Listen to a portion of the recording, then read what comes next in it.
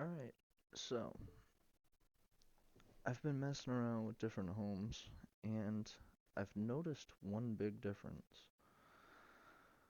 Recently, I just tried out three different cables. I tried my Sidequest usual charging cable, which you can actually use for an Oculus Link cable, surprisingly. And then I also tried out the Party Link cable, which I first bought, which never worked for me. And then I as well tried out the Oculus charging cable. Now, there's like two main differences I noticed between the two.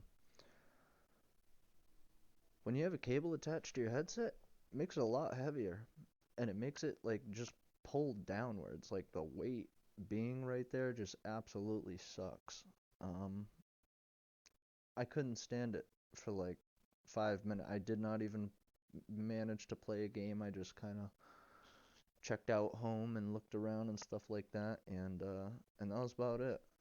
I cannot do the cable being tethered while I'm trying to stand up and move around. That's horrible, and I feel absolutely bad for anybody that deals with that because I couldn't deal with that for 5 minutes.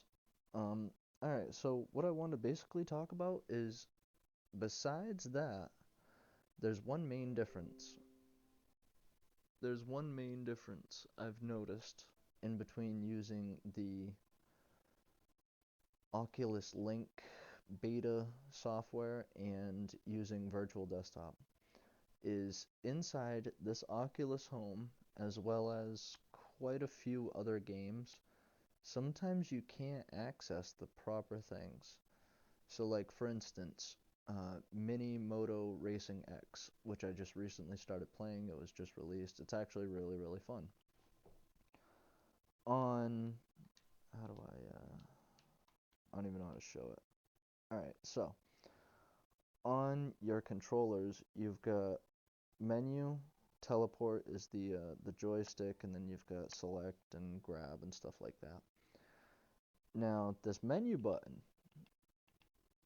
when you're in virtual desktop, let me show you what happens.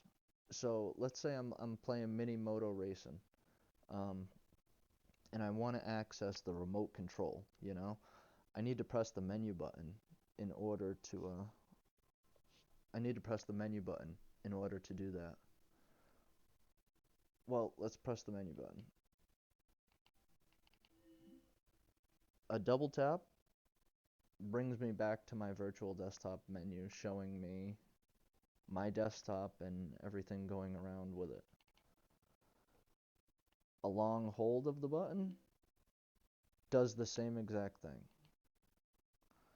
So, in game, you can't quick press it because in here it opens this menu. In game, it doesn't. It will either do nothing or it will open you back to your home menu. Now, the other thing I noticed is using the link cable, you get like a cool menu. I don't know what it is.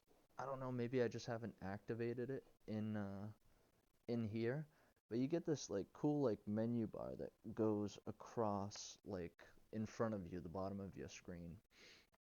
It's pretty cool because it's almost like using streaming software where you can add widgets and stuff like that, or on your phone you can add widgets. Well, you can add widgets or screens to that menu. It's actually really cool because as you scroll across, you see your store, you see your library, and then you can go ahead and set your Streamlabs so you can see your stream. Or you can set your.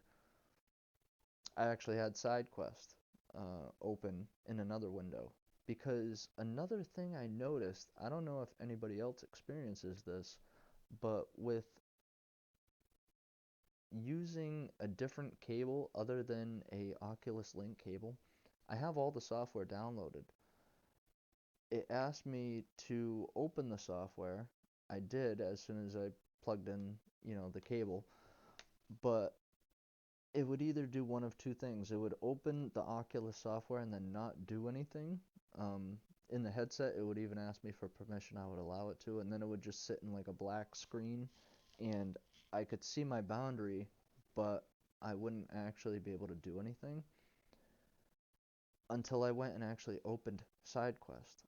And I opened Sidequest, and as soon as Sidequest was open, maybe because I use virtual desktop as well, um, as soon as Sidequest got opened up, the view came in, and I was actually here and able to do stuff. So using the link, I guess, could be a little bit different.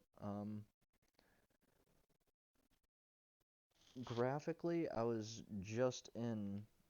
Um, let me come take a good look at the fireplace.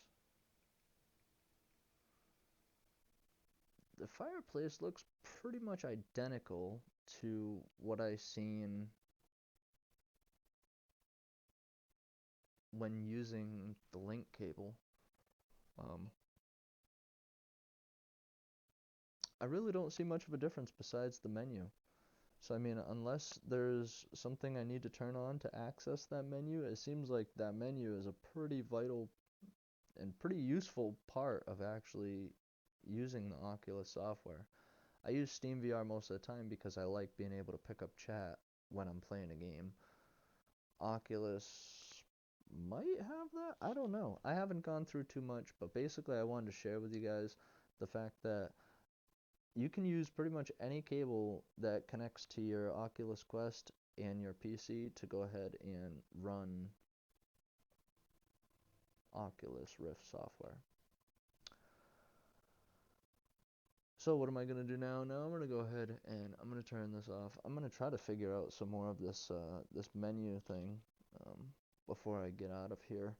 As I said, I do not hang out in this home a lot. I don't even really come by here. I don't even really like sit at my native Oculus Quest home. Pretty much as soon as the headset goes on, I fire up virtual desktop and I'm in Steam VR within a minute. And even then the game's usually fired up.